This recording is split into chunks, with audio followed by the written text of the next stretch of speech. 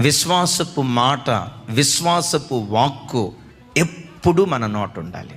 ఈరోజు కూడా నోటితో విశ్వాసపు వాక్కు ప్రవచించు, విశ్వాస వాక్కు ప్రవచించు. నీ ఆశీర్వాదాన్ని నీ నోటితో నీవే నోరు తెరిచి ప్రవచించుకుంటూ ఉండు. ఒకవేళ ఈరోజు నీ బ్రతుకు రెక్కాడిన డొక్కాడని పరిస్థితిలో కష్టార్జితమంతా వడ్డీలకు వడ్డీలకు వడ్డీలకు వడ్డీలకు కడుతూ కష్టార్జితమంతా వడ్డీ వ్యాపారస్తులు అనుభవిస్తున్నారా? నీ చెయ్యి చాచే చెయ్యిగా ఉందా? నిజమే, ఈరోజు చాచే చెయ్యిగా ఉంది. వెలిచూపుతును బట్టి నువ్వు మాట్లాడకుండా చాచే నీ చేతి వైపు చూసి ఒకరోజు రాబోతుంది, చాచే ఈ చేతిని ఇచ్చే చెయ్యిగా దేవుడు మార్చబోతున్నాడు. ఇచ్చే చెయ్యిగా దేవుడు బలపరచబోతున్నాడు.